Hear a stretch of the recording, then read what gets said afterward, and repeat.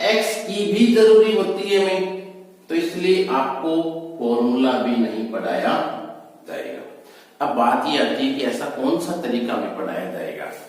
अब मैं आपको एक ऐसे तरीके के बारे में बताऊंगा जो पूरी मैथ्स में वही तरीका अप्लाई होगा, चाहे वो कोई भी टॉपिक क्यों ना हो। ऐसा नहीं पर्टिकुलर इस टॉपिक के लिए तरीका, इस टॉपिक के लिए ये तरीका, इस टॉपिक के लिए ये तरीका, ऐसा नहीं है।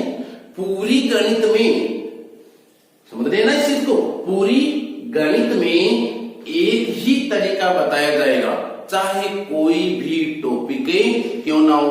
मैं आपको नाम गिना देता हूं, आयु, अनुपात, प्रतिशत, प्रॉफिट एंड लॉस, साधारण ब्याज, चक्रवर्ती ब्याज। चक्रवर्ती ब्याज बिना फॉर्मूले सोल्व ही नहीं हो सकते, लेकिन विदाउट फॉर्मूले सोल्व करेंगे अपन। यहां तक कि आपकी त्रिकोणमिति, लेकिन एक बात मैं आपको यहां बता दूं, मेंसुरेशन में आपको 60% या 55% आपको फॉर्मूले याद रखने होते हैं। एक टॉपिक में नहीं, पूरी मैथ्स में से एक टॉपिक हटा दूं मेंसुरेशन का, क्योंकि उसमें हमें बेलन का आयतन, क्षेत्रफल, इनके फॉर्मूले हमें आने जरूरी होते हैं, तो वो हटा दूं मैं, तो आपको पूरी मैथमेटिक्स एक ही तरीके के ऊपर सोल्व करवाई जाएगी। और उस तरीके का नाम क्या है? उस तरीके का नाम है वैल्यू सिस्टम।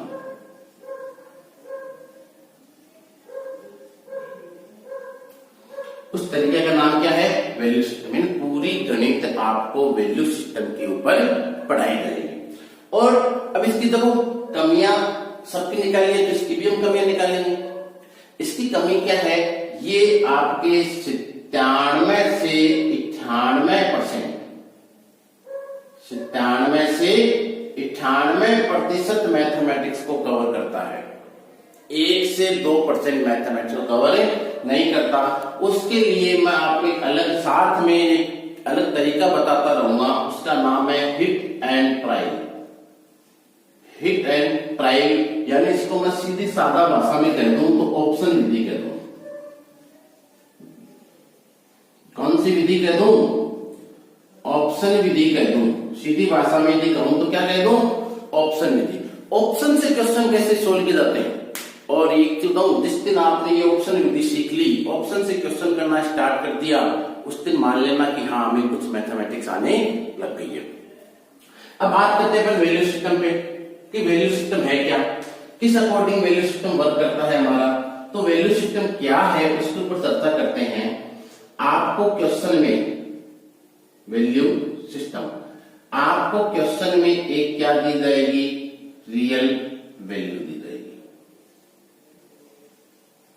आपको क्वेश्चन में क्या दी जाएगी? एक रियल वैल्यू दी जाएगी, और इस रियल वैल्यू के बटे में इसी की क्या रखनी है? आपको काल्पनिक वैल्यू रखनी है। क्या रखनी है आपको?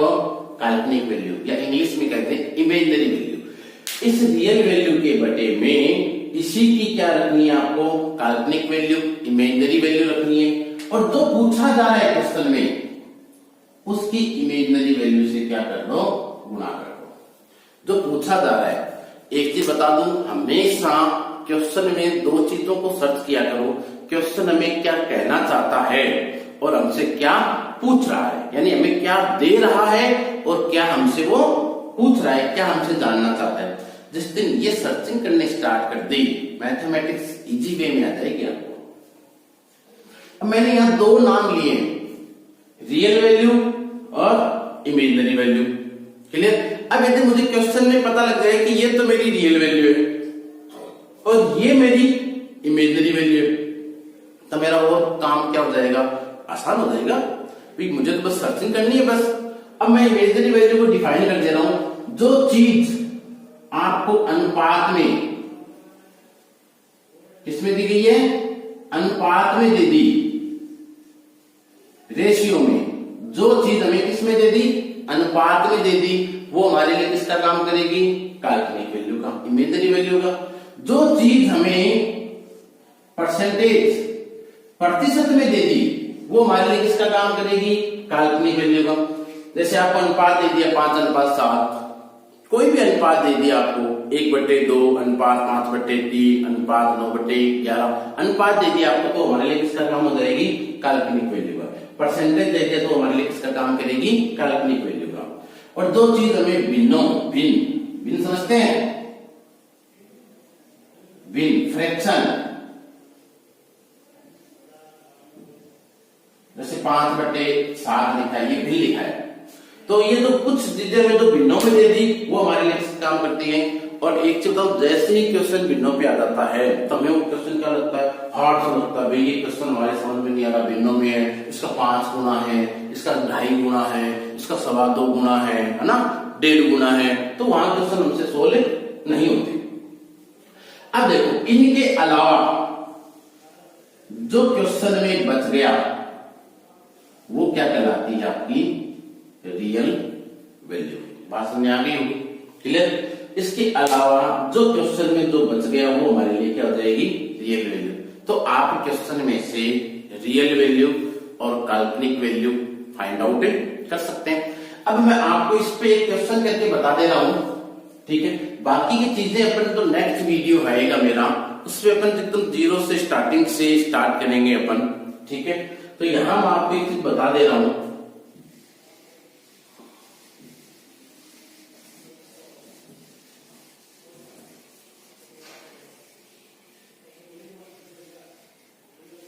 देखो एक क्वेश्चन लिख रहा हूं बोर्ड के ऊपर में, ध्यान देना।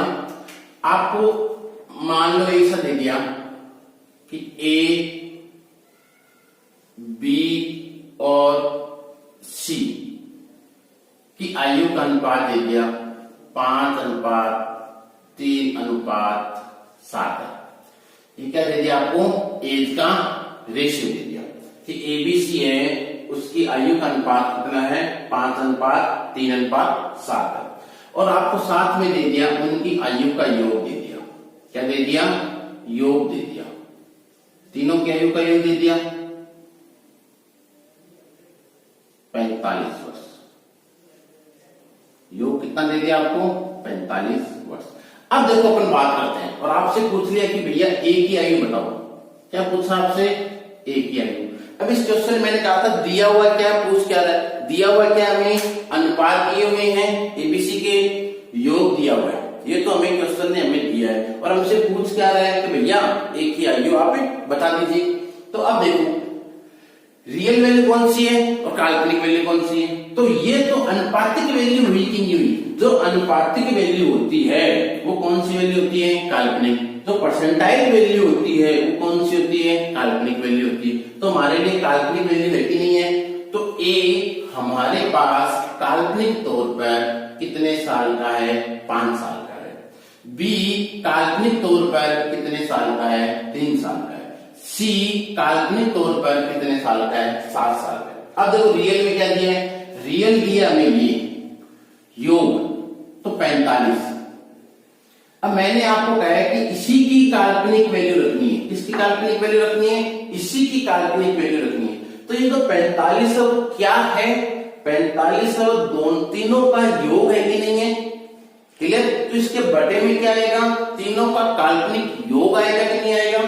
तो 45 है वो रियल में तीनों की आयु का योग है। तो हमारे अकॉर्डिंग काल्पनिक तौर पर 45 का योग, काल्पनिक वैल्यू क्या है इनकी 45 की, 5 और 3 8, 8 और 7 15। यानी काल्पनिक तौर पर तीनों का योग कितना आएगा, 15 आएगा कि नहीं आएगा, क्लियर है यहां तक। अब मैंने आपको यहां बताया था कि जो पूछे, यहां मैं लिख दे रहा हूं, जो आपको आस्क किया जा रहा है, क्या किया जा रहा है, जो चीज आपसे क्वेश्चन में पूछी जा रही है उसकी काल्पनिक वैल्यू से आप क्या कर दें, गुणा कर दें। तो हमसे यहाँ पूछा क्या जा रहा है कि भैया बताओ ए की आयु बताओ हमें। तो ए की काल्पनिक आयु कितनी है हमारे पास, 5। तो गुणा किससे कर देंगे अपन, 5 से। क्या बात समझ में आ गई क्या, इसे 45 से इसे काट दें, इसे काटा 3 45, 5 3 15। तो ए वास्तविकता में कितने साल का है, 15 साल का है। बात सुनने आ गई क्या, क्लियर है क्या। ये मेरा इस चैनल पर पहला वीडियो है, तो मैंने आज आपको ट्रिक बताया है कि आपको कौन से सिस्टम पर पढ़ाया जाएगा। पूरी मैथमेटिक्स आपको इसी सिस्टम पर पढ़ाई जाएगी, चाहे वो कोई भी टॉपिक क्या ना हो। कल अपन एक सिस्टमेटिक तरीके से स्टार्टिंग के टॉपिक वाइज टॉपिक अपन स्टार्ट करेंगे, तो इसी तरीके के ऊपर अपन बात करेंगे। कोई नया तरीका ऐसा नहीं है कि आपको 2-4 दो एक टॉपिक में एक तरीका बता दिया, बाकी में कह दिया कि एक ट्रिक याद कर लो, ये एक्स मानना पड़ेगा, ऐसा नहीं है। सिर्फ मेंसुरेशन को छोड़ करके बाकी सभी में अपन यही तरीका अप्लाई करेंगे और बड़े अच्छे अच्छे तरीके आपको इस चैनल के माध्यम से मिलेंगे। तो मेरा आप लोगों से यही निवेदन है कि यदि आपने इस चैनल को सब्सक्राइब नहीं किया है तो इस चैनल को आप सब्सक्राइब कर लें और बेल आइकन का जो बटन है उसे दबा दें, जिससे आपको नोटिफिकेशन मिल सके और कल से इस चैनल के माध्यम से जितने भी वीडियो बनेंगे आपको वो प्रोवाइड होते रहेंगे। क्लियर है?